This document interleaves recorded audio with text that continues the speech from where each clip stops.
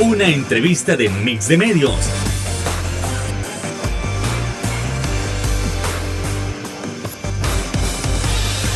Que aborda frontalmente los problemas de El Salvador con los verdaderos protagonistas y plantea soluciones.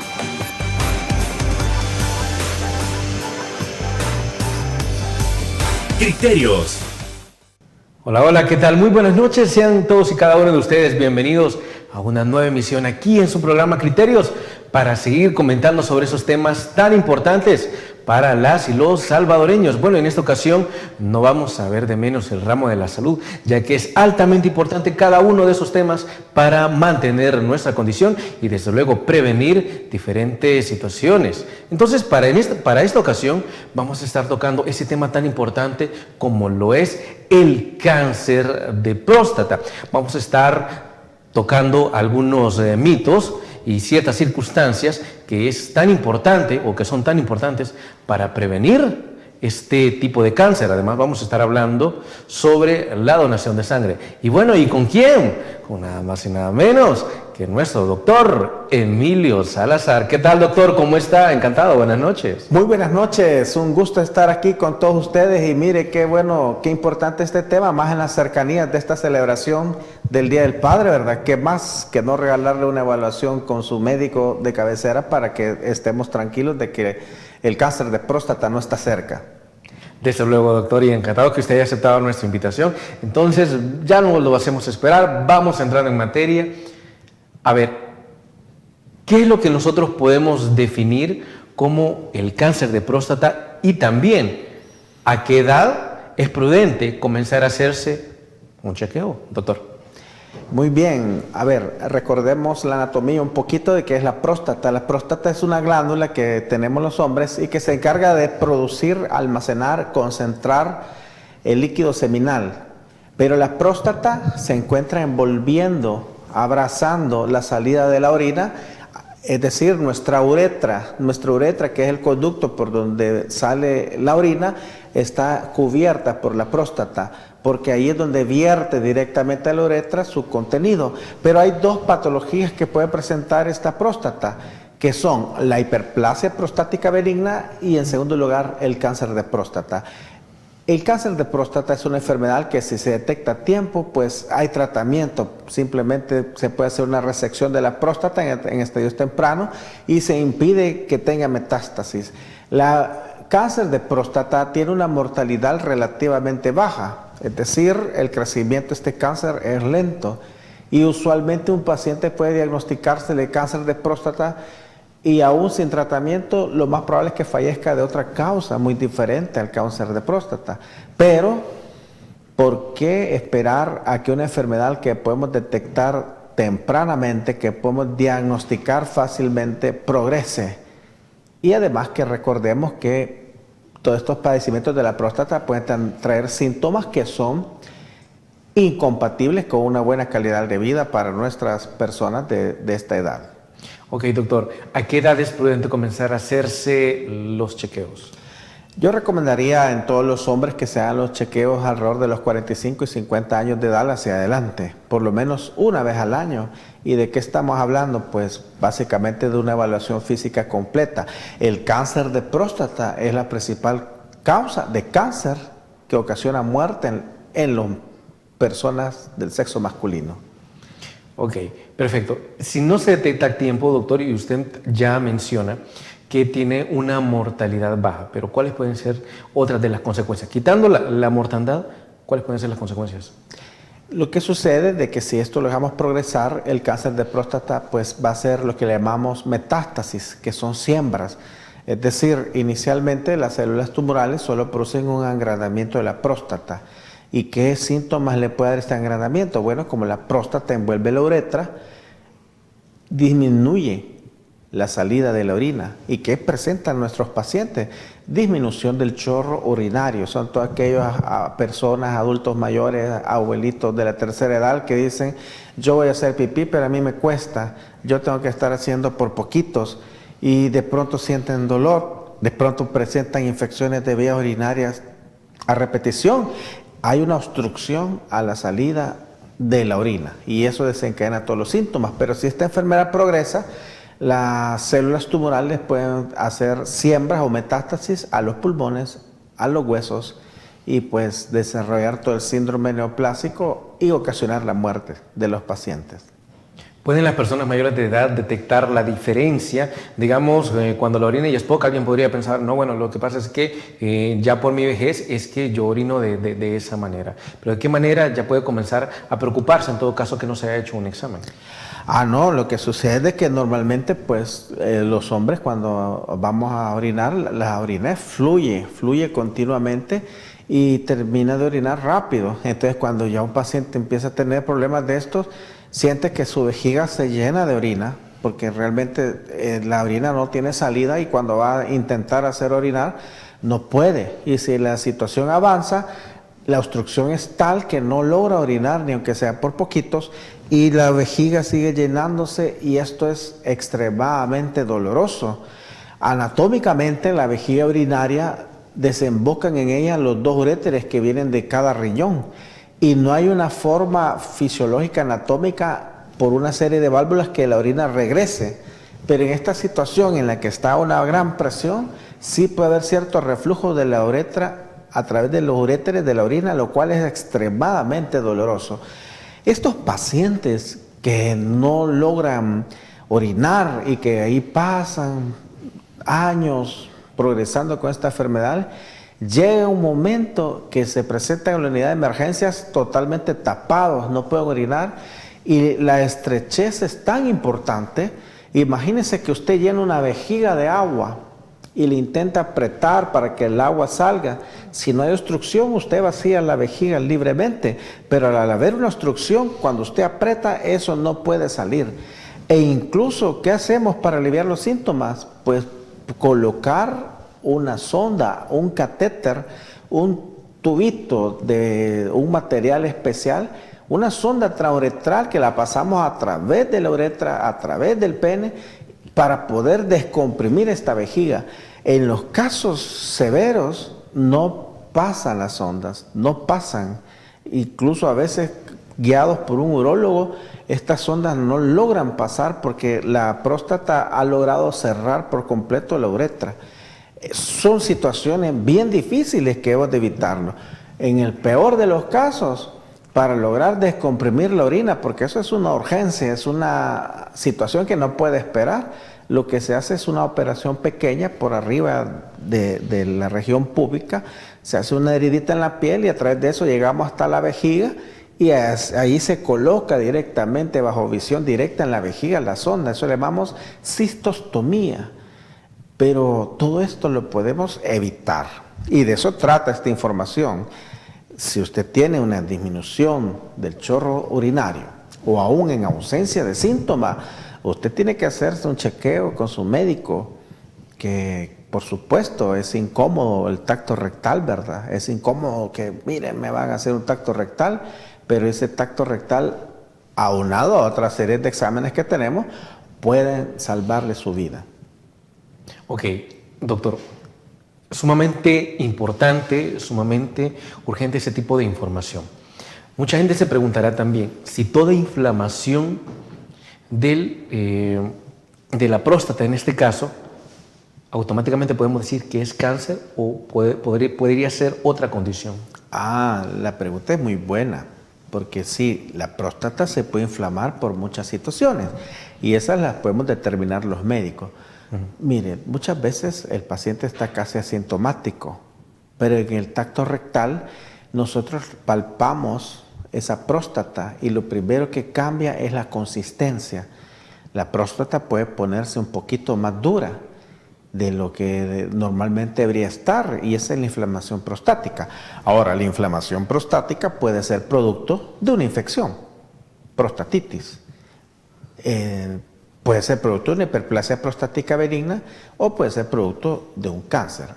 Digamos que tengo un paciente de 55 años masculino que apenas quizás sienta alguna dificultad para orinar y escuchó un programa como estos y decidió consultar conmigo.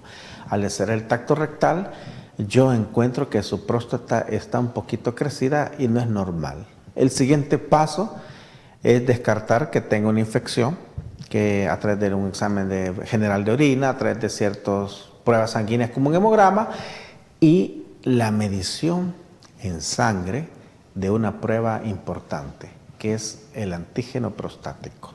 El antígeno prostático, el valor normal es abajo de 4. Si usted tiene más de 4 miligramos sobre decilitro del antígeno prostático, usted todavía tiene que hacer la distinción si es un cáncer o si es una prostatitis.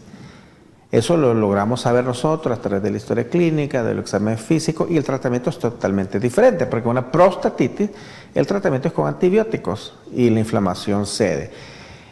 Pero también hay otro estudio adicional que le podemos hacer a nuestros pacientes, es decir, si usted lleva en la consulta tacto rectal normal y en ausencia de síntomas, antígeno prostático normal, abajo de 4, ahí termina su evaluación. Pero si yo encuentro una próstata agrandada, dura, pétrea, de consistencia pétrea, como que usted está tocando una piedra, y dolorosa, y luego el antígeno prostático, la medición le sale que está elevado arriba de 4, el siguiente eslabón es hacer un ultrasonido transrectal de la próstata, donde ya nos va a dar el tamaño exacto de esta próstata, que la logra medir a través de un ultrasonido, y así es como uno va afinando el diagnóstico y al final descartando o confirmando que se trate de un cáncer de próstata, y con eso decidir el tratamiento.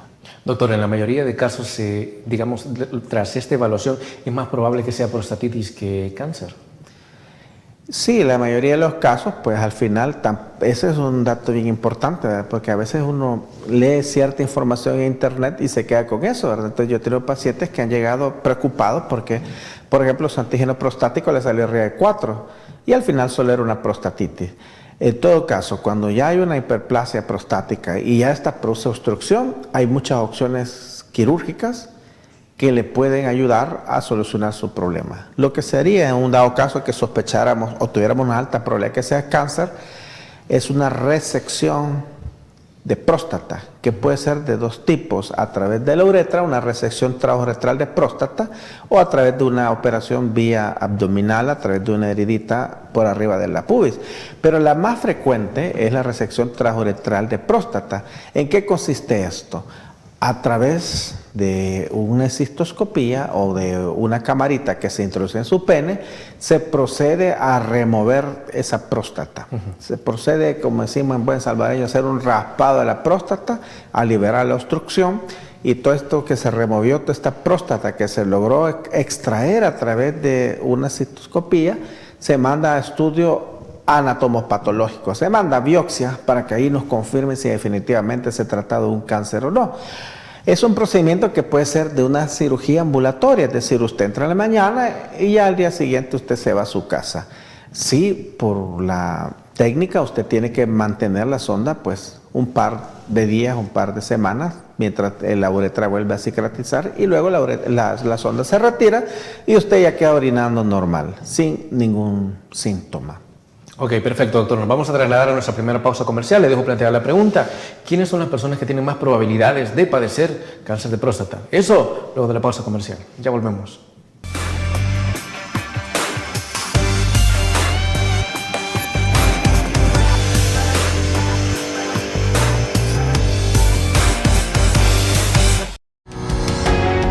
Samvar, una empresa que cree en la sostenibilidad ecológica y en la cultura de productos biodegradables en El Salvador, decididos a proveer las mejores soluciones en limpieza, porque cuidar el medio ambiente es tarea de todos.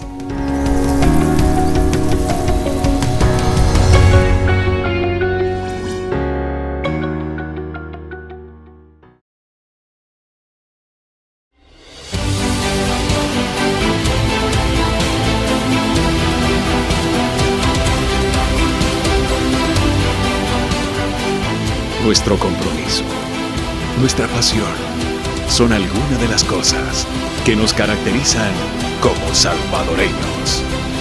Farmacia La Buena, la farmacia de todos.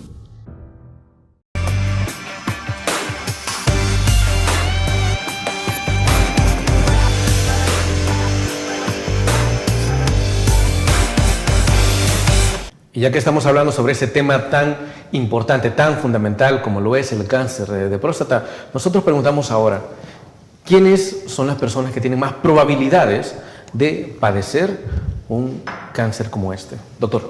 Bueno, personas del sexo masculino arriba de los 50 años de edad, personas que también se asocian con tabaquismo y alcoholismo, son las personas que están en el grupo etario de mayor riesgo de padecer de un cáncer. Tiene una mayor probabilidad, o sea, de usted consume alcohol, usted consume tabaco, tiene mayor probabilidad de cáncer de próstata. Así es. Lamentablemente estas situaciones se relacionan, ¿verdad?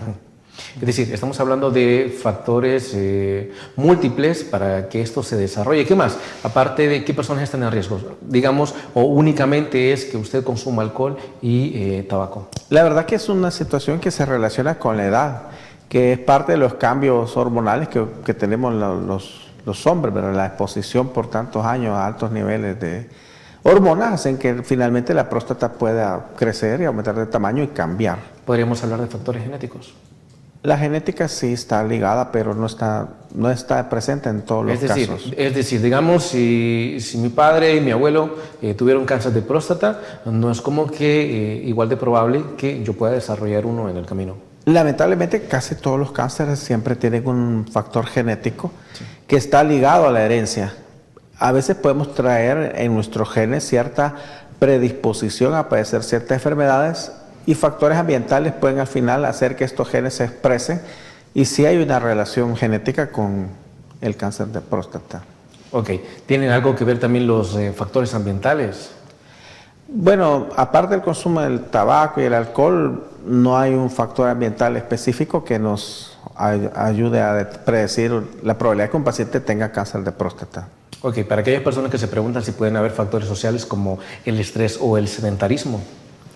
En cáncer de próstata, pues sí está relacionado indirectamente, ¿verdad? Y muchas enfermedades, el sedentarismo, el estrés, los niveles de estrés, bueno, la Organización Mundial de la Salud define el estado de salud como el bienestar físico-social, sí.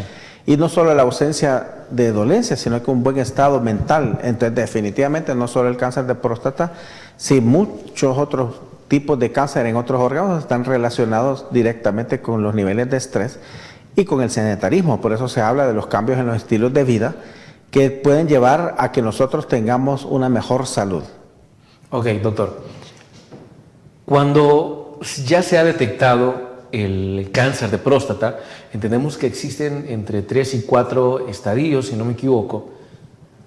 ¿Cuáles son las características de cada una de esas etapas? Los estadios se basan en base a 3 situaciones. Uno, el tamaño del tumor.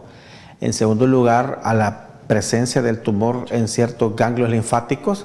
Y en tercer lugar, a lo que le llamamos la metástasis y las siembras. Usualmente en el estadio 1 son tumores pequeños que casi no dan síntomas y no hay presencia de ganglios. En los estadios 2 ya hay presencia del tumor más circunscrito de mayor tamaño y que compromete ciertos ganglios linfáticos y que también se relaciona con elevación del antígeno prostático. Y en los estadios 3, que ya son las etapas más avanzadas, pues tenemos la presencia del tumor ya con metástasis a hueso y el antígeno prostático por arriba de 20. Hablábamos que 4 era lo normal, pero ya en estos estadios terminales pues ya hablamos de un antígeno prostático en niveles altos y presencia de metástasis a hueso y pulmón principalmente.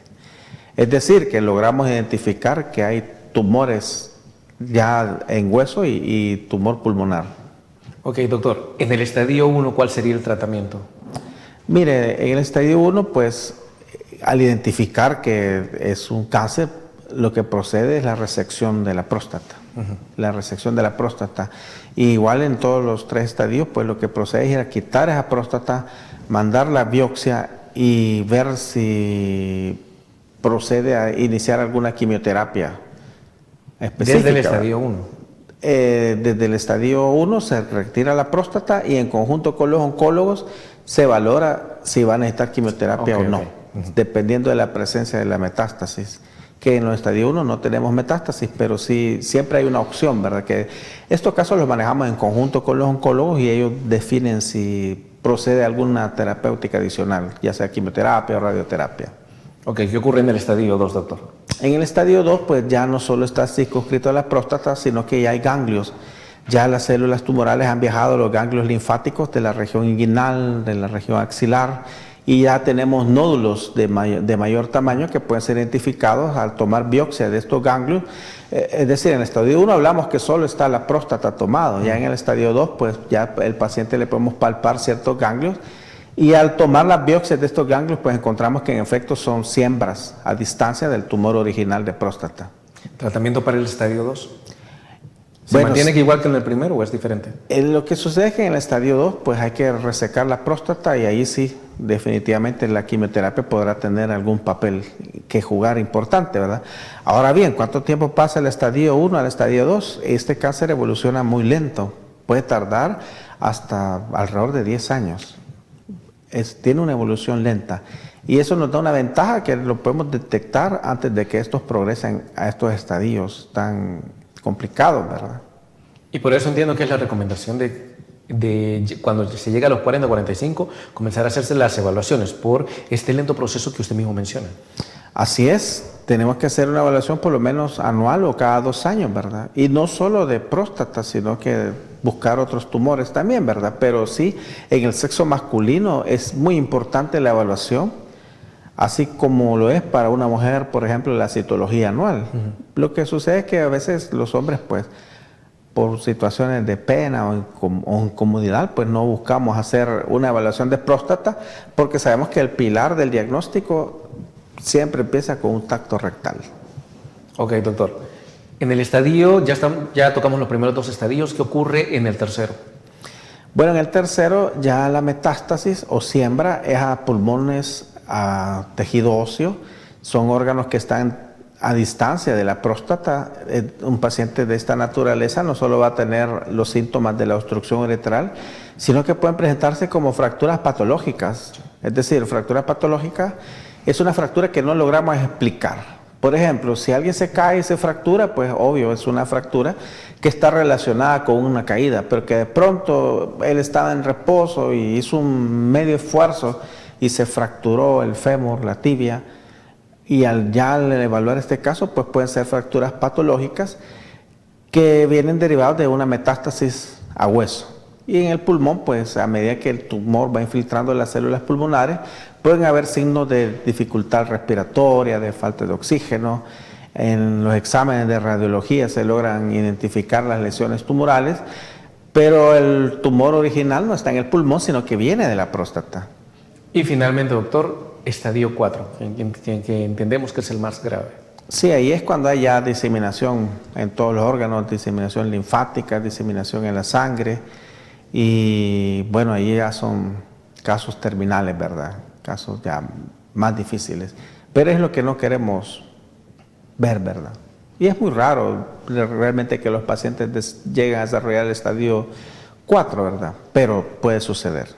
¿En qué estadio se detectan la mayoría de cánceres? En el estadio 1 y 2, por ahí anda la mayoría por los síntomas que da. Lo que lleva al paciente a la consulta es la incapacidad para orinar y el dolor. Entonces usualmente pues logramos detectarlos, la mayoría de los casos, hasta en un 70% en los estadios iniciales. Ok, doctor. Vámonos metiendo brevemente en lo que son los mitos sobre el cáncer de próstata y específicamente sobre la manera de diagnosticarlo, doctor. ¿Cuáles son algunos de los que usted ha podido observar o de los que ha podido escuchar?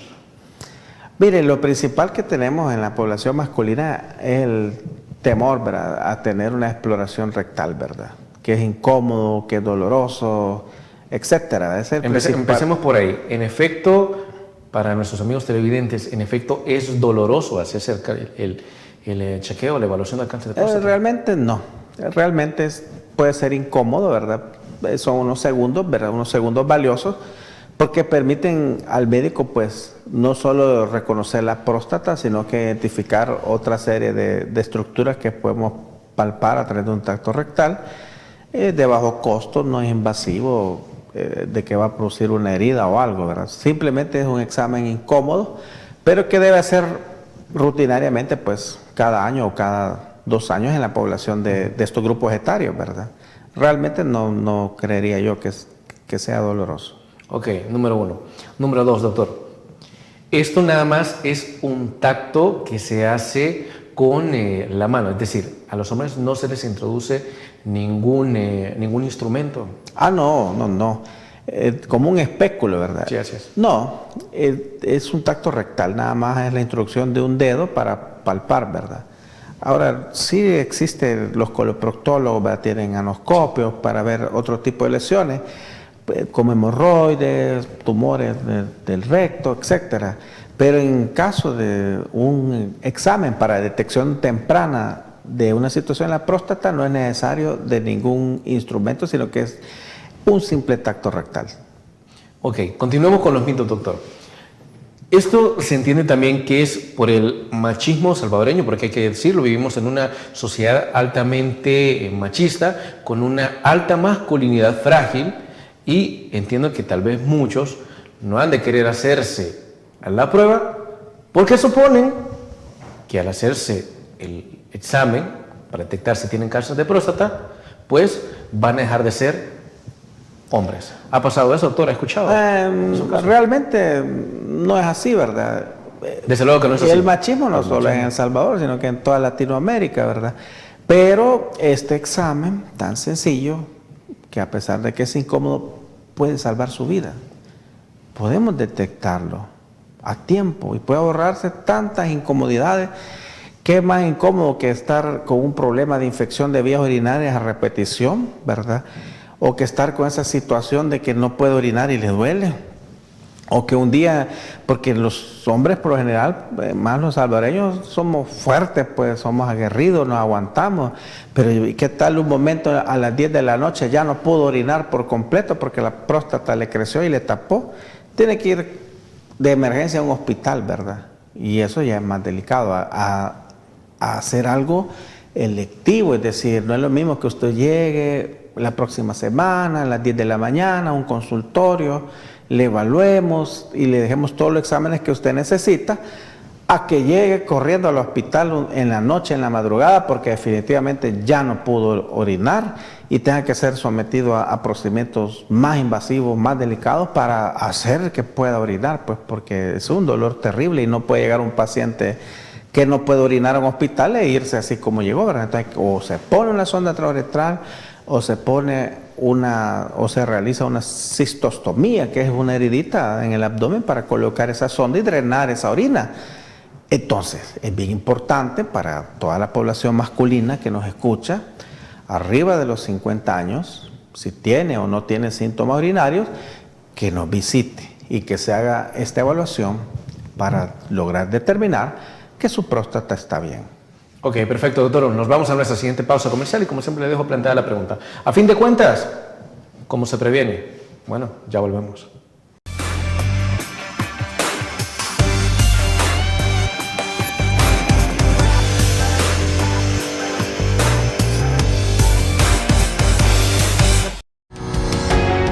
Samvar, una empresa que cree en la sostenibilidad ecológica y en la cultura de productos biodegradables en El Salvador, decididos a proveer las mejores soluciones en limpieza, porque cuidar el medio ambiente es tarea de todos.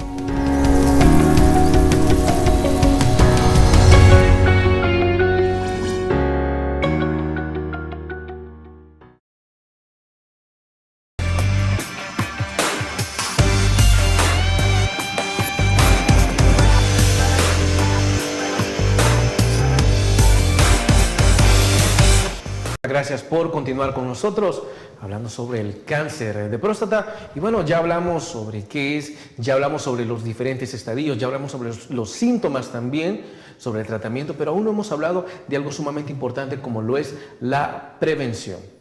Doctor, ¿cuáles podrían ser los pasos? Esta es una situación bien difícil porque hay pocas medidas que podemos tomar para prevenir el cáncer de próstata. Por poner un ejemplo, el cáncer gástrico, pues aparte de la genética, está relacionado que los irritantes, los chiles, las malas horas de comida, todo eso. Hay cosas que uno puede hacer para prevenir el cáncer gástrico.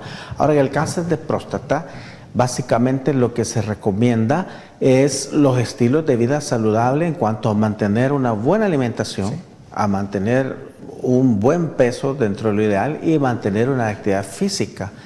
También se habla de la vitamina E, la ingesta de vitamina E y de suplementos de selenio, pero no hay mucho en sí que podamos hacer para prevenirlo, sino que la estrategia terapéutica va en la detección temprana de este cáncer. Ok, perfecto, doctor. Creo que hay que mencionarlo, y ya que también vivimos en una sociedad donde cualquier cosa parece tabú, y por ahí se menciona, la masturbación puede prevenir en cierta medida el cáncer de próstata. No hay datos así médicos que relacionen esto, ¿verdad? Es la masturbación una práctica normal, ¿verdad? Que está descrita desde las tempranas edades de los niños, adultos, etcétera. Pero en sí no hay un dato científico que... No hay un dato científico que diga que eso lo puede prevenir o que pueda reducir el riesgo de padecer cáncer de próstata. No hay un dato científico que nos relacione esto con la prevención del cáncer de próstata. Ok, doctor. Otro dato que se me escapaba también, que es parte de los mitos, para las personas que son diagnosticadas en efecto con cáncer de próstata, mencionan, no, bueno, doctor, entonces, ¿será que yo después de los 40, después de los 50, que ya me han detectado cáncer, y que para aquellos que siguen manteniendo una vida sexual activa, también se acaba esa parte de la vida, doctor? No, porque la próstata solo es una glándula que acumula y concentra. Nuestras hormonas masculinas las producimos en nuestros testículos, es decir, la producción de testosterona y de las hormonas que nos hacen dar los rasgos de la masculinidad no se producen en la próstata. Ahí se concentran ciertas sustancias para poder preparar el líquido seminal, pero no, a un paciente se le puede hacer una resección de próstata y él sigue produciendo sus hormonas en sus testículos. Ok, pero no afecta la vida sexual de la persona con cáncer. No la afecta porque son mecanismos diferentes. Es decir, la próstata está envolviendo la uretra. Sí, claro. Y la actividad sexual pues viene relacionada con el aparato sexual masculino, que es el pene.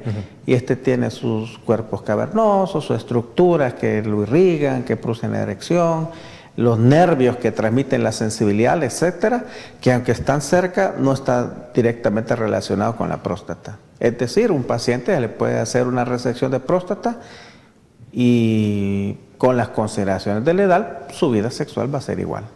Ok, perfecto, doctor. Le agradecemos también por haber despejado estos mitos y por haber traído a colación las verdades que nosotros debemos saber sobre el cáncer de próstata.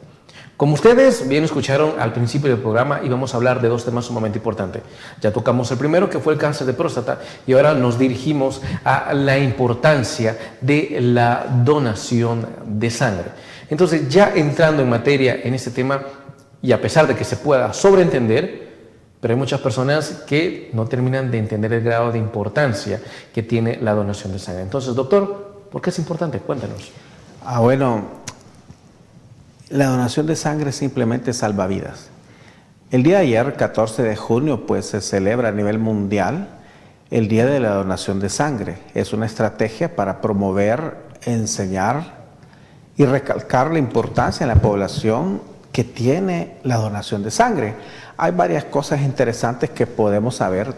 Primero, la sangre algunos le consideran un órgano. Sí. En segundo lugar, la sangre no es un producto comercial. La sangre no se vende. En ningún país del mundo se vende la sangre. Lo que se paga cuando usted va a un hospital privado y le transfunden son, si acaso, las pruebas que se le hacen a esta sangre, los catéteres, la bolsa, pero en sí la sangre no tiene un valor comercial al nivel mundial. Esto hace que la donación de sangre sea un acto 100% altruista, destinado a salvar vidas. Cuando usted dona sangre, usted demuestra que ama a su prójimo, porque le está dando a una persona que usted desconoce algo muy propio y sobre todo le está salvando una vida. ¿Para qué sirve la sangre? Para salvar vidas en situaciones de pacientes críticamente enfermos que por alguna razón, hemorragia, infección severa, destrucción de sus componentes sanguíneos, necesitan de la sangre. La sangre lleva muchos componentes. Cuando usted dona una unidad de sangre, de esa sangre le pueden extraer los laboratorios, ya sea glóbulos rojos empacados, es decir, hacer un concentrado solo de glóbulos rojos, que son los que transportan el oxígeno.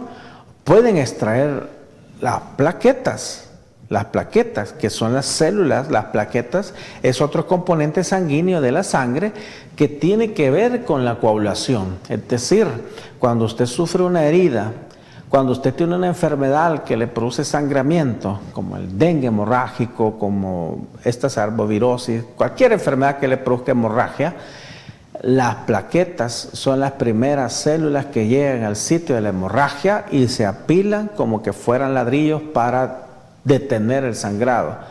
Y el plasma, que es el resto de componentes sanguíneos. Entonces, al donar una unidad de sangre, usted le provee a los médicos un arma fundamental, indispensable, insustituible. Si un paciente necesita sangre, no le puede poner otra cosa que no sea sangre. Es decir, es irreemplazable. Si un paciente sangró y su hemoglobina llegó a 6, es una mentira decir que este hierro, que este otro producto, que esta otra hormona que produzca glóbulos rojos le van a salvar la vida, porque la usamos en situaciones de emergencia, en situaciones donde no tenemos otra opción, donde ya esté definido a nivel de protocolos internacionales en qué situaciones clínicas nosotros podemos utilizar la sangre, las plaquetas, los crioprecipitados y los hemoderivados que podamos obtener de ella. Sin importar el tipo de sangre, ¿todas las personas pueden donar, doctor? Sí, de hecho, todas las personas pueden donar, y ahora que estamos celebrando este día de la donación de sangre y que se motiva a las personas a que donen, sobre todo aquellas personas que tienen grupos de sanguíneos que le llamamos raros. Hemos tenido situaciones con pacientes que de pronto necesitan sangre y su tipo sanguíneo es raro. ¿O negativo? O negativo. Todos los RH negativos. Bueno, el tipeo sanguíneo es como una marca que nos hace diferente a unas personas de otras. Y entonces el tipeo sanguíneo se puede dividir en grandes rasgos en dos características: el tipeo ABO y el tipeo RH. El tipeo ABO es si usted tiene tipo O, tipo A, tipo B o tipo AB. Y el RH es el factor Rhesus, que también hace diferente en la sangre. Todos los tipeos sanguíneos, los más raros son los negativos. Hablamos de O negativo, A negativo y B negativo. El problema es de que si usted necesita de este tipo y no la tiene, el tiempo es oro y puede perder vida. Entonces, si usted tiene un tipo sanguíneo que es raro, le recomiendo, le exhorto, le motivo, le hago el llamado que acuda a los centros de donación como la Cruz Roja o los múltiples hospitales de la red pública que están recibiendo esta sangre. ¿En todos los hospitales podemos donar sangre, doctor? No, porque para tener un proceso de donación, el laboratorio de un hospital tiene un área especializada. Un área especializada donde el paciente pasa por un proceso de interrogatorio primero, de entrevista, porque se hace un interrogatorio, una entrevista para descartar ciertas situaciones en las que usted no puede donar sangre. Luego pasa a la sala de extracción y luego pasa su muestra de sangre a un área de serología en donde le hacen las pruebas pertinentes, las pruebas de tipeo. Entonces no todos los hospitales, no todos los laboratorios tienen esta área especializada de un laboratorio que le llamamos banco de sangre. La mayoría de hospitales públicos lo tienen. Bueno, la Cruz Roja lo tiene, el Hospital Rosales lo tiene, el Hospital de Sacamil, el Hospital de El Salvador, el Hospital Militar, pero no es en sí que en todos los hospitales usted puede donar sangre. Ok, doctor, ¿cuál es el proceso para donar sangre? Bueno, tiene que empezar con la preparación del paciente y tiene que empezar por saber qué personas pueden donar, porque hay ciertos criterios que deben cumplir las personas para ir a donar sangre. Ok, doctor, me encantaría que pudiera hablarnos de esos criterios, de quiénes pueden donar sangre y quiénes no, pero no sin antes irnos a nuestra siguiente pausa comercial. Ya volvemos.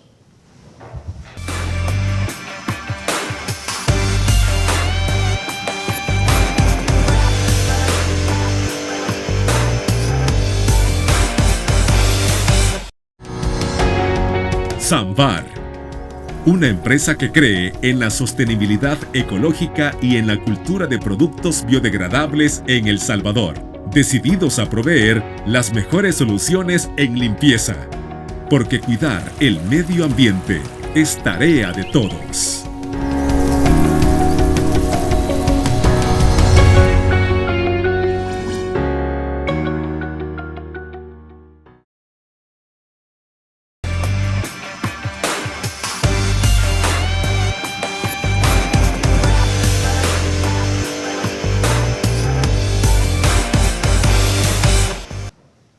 Y en el contexto de la conmemoración y celebración del Día Mundial de la Donación de Sangre, nosotros también nos preguntamos, ¿qué personas están capacitadas o aptas para donar sangres y quiénes son aquellas que no pueden hacerlo?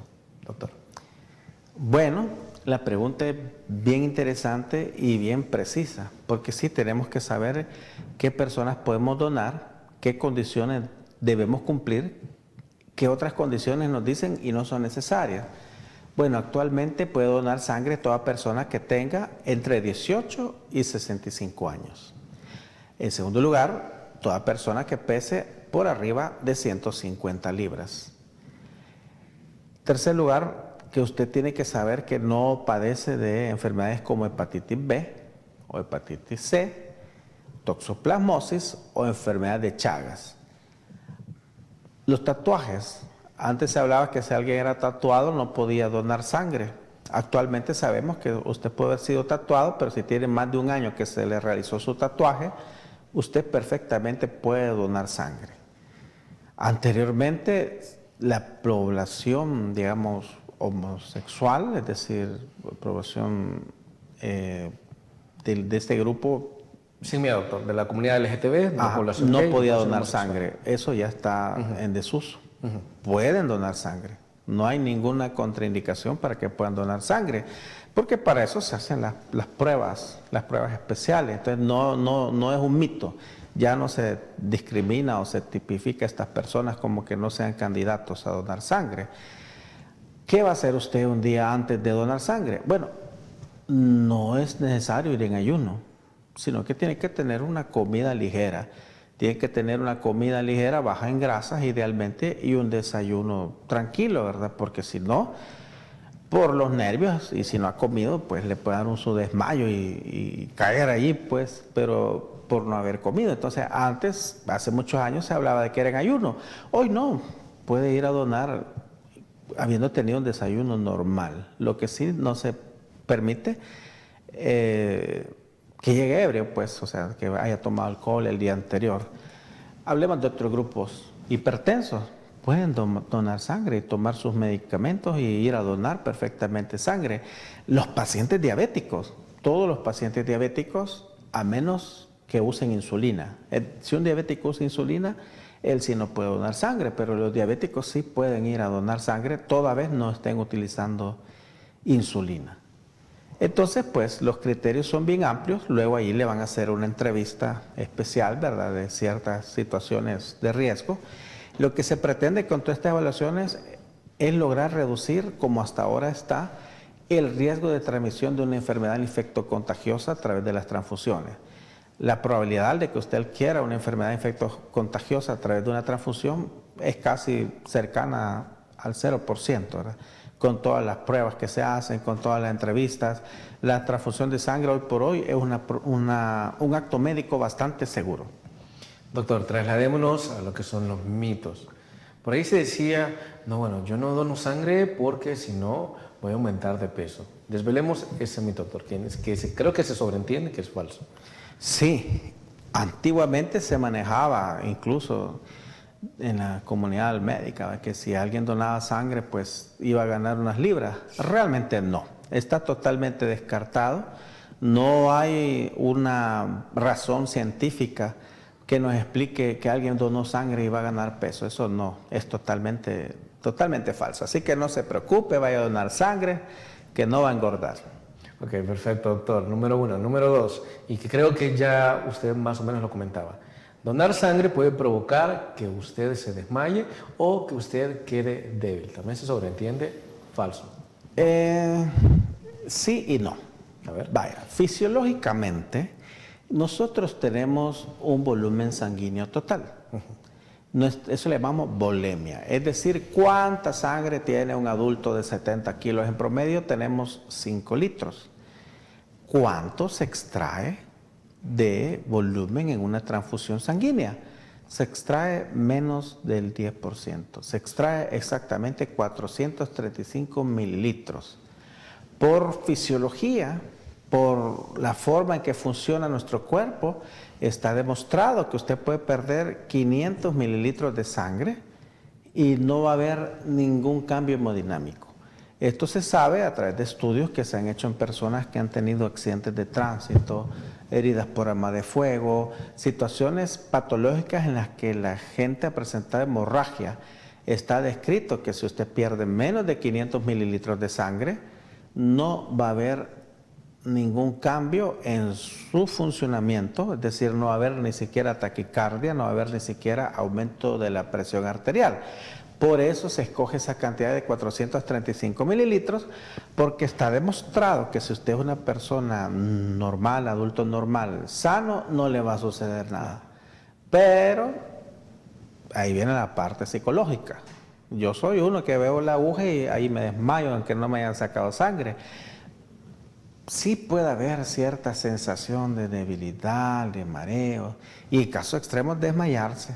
Por eso se recomienda una adecuada hidratación antes, durante y después de que usted done sangre. Tiene que estar bien hidratado y eso va a disminuir esa sensación de mareos y debilidad que pueda sentir.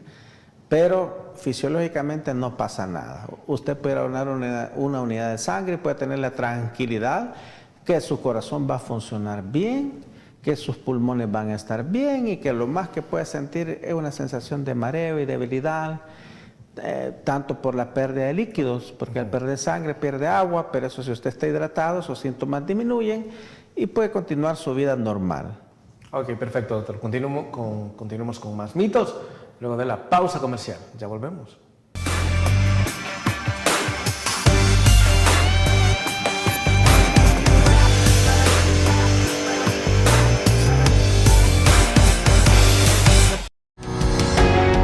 Samvar, una empresa que cree en la sostenibilidad ecológica y en la cultura de productos biodegradables en El Salvador, decididos a proveer las mejores soluciones en limpieza. Porque cuidar el medio ambiente es tarea de todos.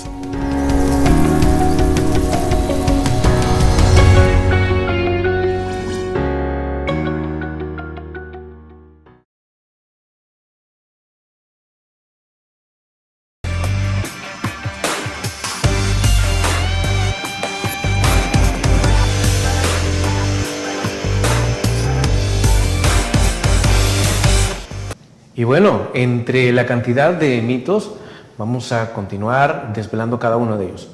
Doctor, ¿es cierto que al donar sangre, como se dice por ahí, a uno le puede dar anemia? Ojo, esto también es un mito. No, es decir, no. Porque una vez usted pierde esa sangre, el cuerpo desencadena una serie de mecanismos, liberación de eritropoyetina, para que usted vuelva a sintetizar sus nuevos glóbulos rojos. Incluso en los hombres se habla de una ventaja de que a veces las personas pueden tener altos niveles de metales como hierro, y a través de la transfusión, pues usted hace como un recambio de ese hierro. Las mujeres tienen un mecanismo fisiológico para perder sangre, que es la menstruación, los hombres no. Entonces los hombres hasta nos da una ventaja, un beneficio adicional poder hacerlo. Ok, siguiente mito, doctor. ¿Es cierto que con los mismos instrumentos con los que se hizo el procedimiento con una persona, con esos mismos se hace con la otra persona? No. Actualmente, pues, todos los catéteres son de una sola vez, no se recicla. Son procedimientos totalmente estériles, sin probabilidad de contaminación de donador a donador. Ok. Siguiente mito. ¿Donar sangre es doloroso? No, De hecho, está descrito fisiológicamente que no va a haber ningún cambio importante. No es doloroso. Aparte del pinchón de la aguja, eso no duele. Ok, siguiente mito. ¿Solo se puede donar 2 veces al año? Sí, sí, no. Es decir, sí, porque usted necesita un tiempo para recuperarse. Puede donar de 2 a 3 veces por año, ¿verdad? De 2 a 3 veces, porque sí no puede donar mucho tiempo seguido, porque usted perdió un volumen de sangre y fisiológicamente no pasa nada, pero su cuerpo tiene que recuperarlo. Sí. Entonces tiene que esperar al menos unos 4 meses. Sería 3 veces al año lo que puede donar. Ok, como máximo. Ok, entre los últimos mitos, bueno, creo que esto ya lo mencionó, pero para donar sangre hay que estar en ayuno. No. Antiguamente se manejaba que llegara en ayuno, pero no. Hoy al contrario, se recomienda un desayuno, una buena hidratación con un refresco azucarado y hidratación durante el procedimiento y posterior a eso. No es necesario el ayuno. Ok, perfecto. Doctor, qué importantes datos los que usted nos ha dado para que nosotros posteriormente podamos donar sangre. Lastimosamente se nos ha terminado el tiempo, pero le agradecemos que haya aceptado nuestra invitación y esperamos tenerlo próximamente. Un gusto estar con ustedes. Que pasen una feliz noche, un buen descanso. Gracias, doctor, y a ustedes, amigos y amigas televidentes, gracias por habernos sintonizado. Y en esta ocasión, 2 criterios. Primero, tenga el criterio de cuidarse. Y segundo, también tengamos el criterio de ayudar a otras personas. Que descanse. Criterios. Una entrevista de Mix de Medios.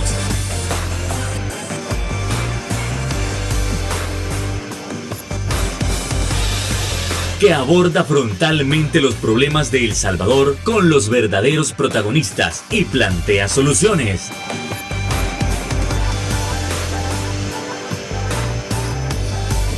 Criterios.